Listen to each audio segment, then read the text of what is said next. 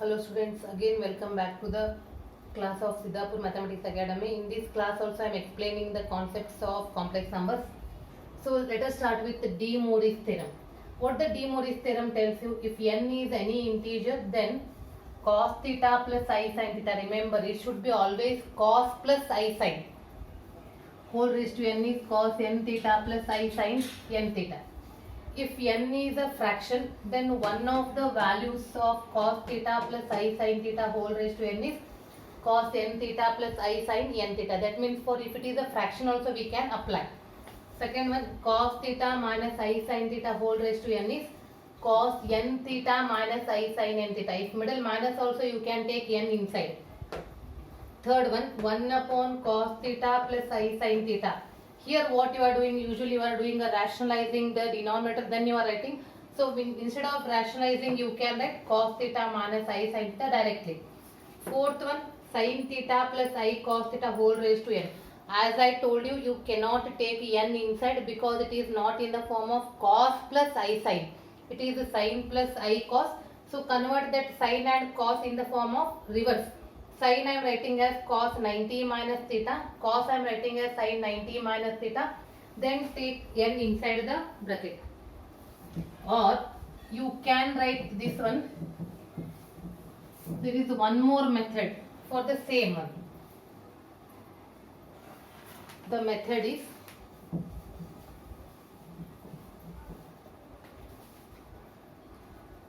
fifth one.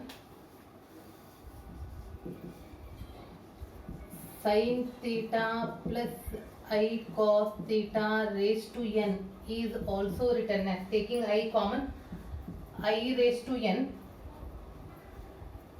This is cos n theta. Taking I common, you are getting 1 by I. 1 by I is minus I. So it is minus I sin n theta. If it is negative, sin theta minus I cos theta raised to n, that time it is minus I raised to n cos n theta plus I sin n theta. Next, the important concept, square roots of unity. Unity means 1. Unity, the square roots of unity are 1 and minus 1. Mark this, it is first one. Second one, cube roots of unity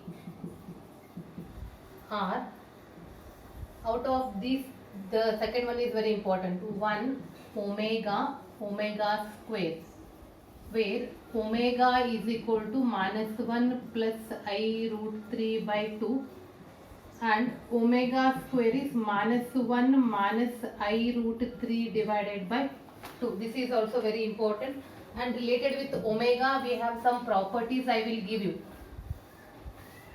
1 omega square are in GP, remember, and omega cube is equal to 1. If omega raised to multiple of 3, the answer is 1. And next one is 1 plus omega square. 1 plus omega square is 0. This is very important thing. Mark 1. 1 plus omega square is 0. Next, fourth root of unity.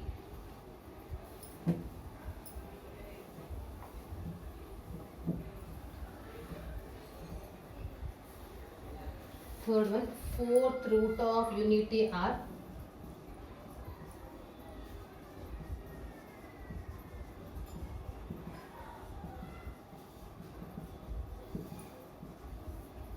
1 minus 1 I and minus I. Next, the cube roots of a complex number. This is also important note.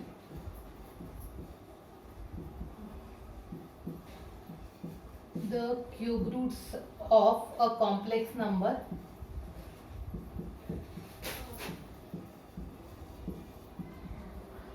lie on the vertices of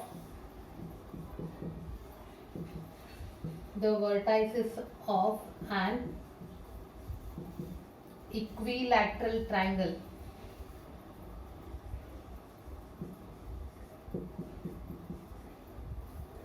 on the Argand diagram. Argand means what?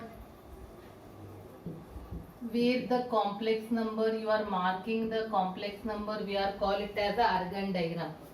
Second one, the fourth roots of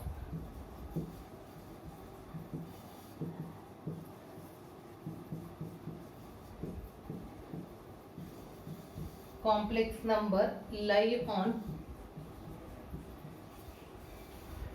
the vertices of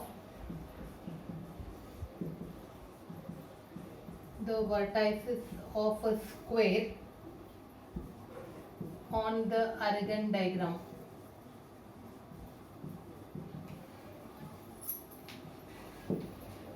Now I am moving to the time saving results. Some important steps are there that we are using directly, and we are writing the answer to save the time in CET. In theory, of course, we are writing all the steps, but in theory, in CET we have to write,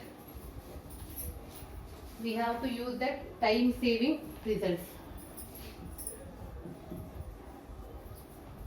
But what our students are doing in CET, they are doing very lengthy. In theory, we are doing very shortcut. That is the main thing they are doing.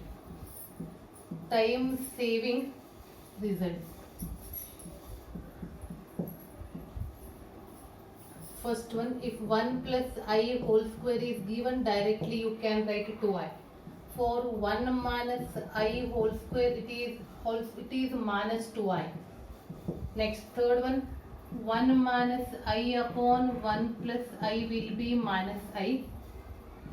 1 plus I upon 1 minus I will be I. Just I am writing a star mark here. Next, for any 4 consecutive means neighboring integers,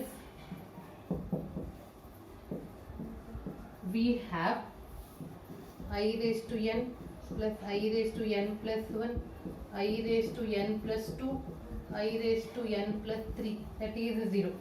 For example, 1 means I raised to 4, then I square, I cube. See, I raised to 1, I raised to 2, I raised to 3, it is I raised to 4. So without calculations you can write 0. Not only here, it is 222 plus I raised to 223, I raised to 224, I raised to 225. See, are the neighboring numbers or what? Yes, the answer is 0. Moving to the next one.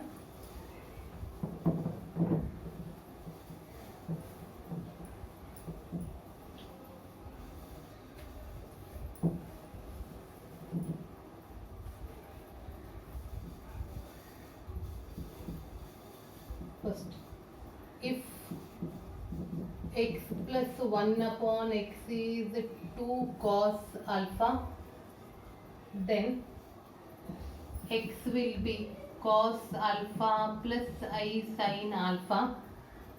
1 upon x means it's reciprocal. Reciprocal means only the middle sign changes. Remember that.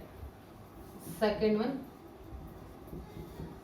if x plus 1 upon x is equal to 2 cos alpha, then x raised to n plus 1 upon x raised to n is 2 cos n alpha.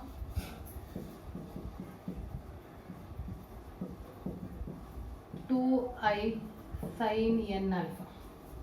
Third one,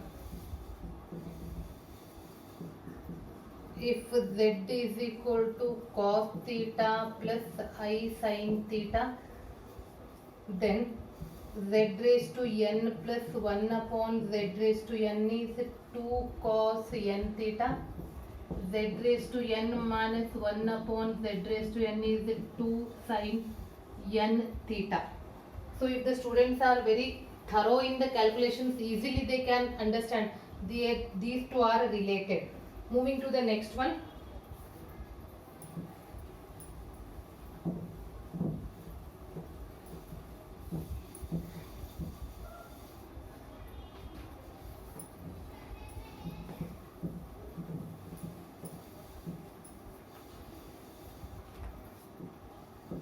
first one, 1 plus cos theta plus I sin theta divided by 1 plus cos theta minus I sin theta is equal to cos theta plus I sin theta. Mark this. Second one, 1 plus sin theta plus I cos theta divided by 1 plus sin theta minus I cos theta is equal to sin theta plus I cos theta.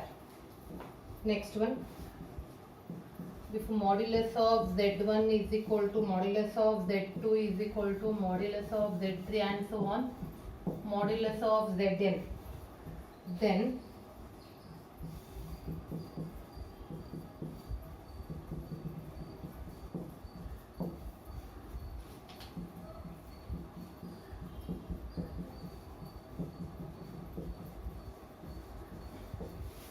so these are the important concepts. Still so many are there.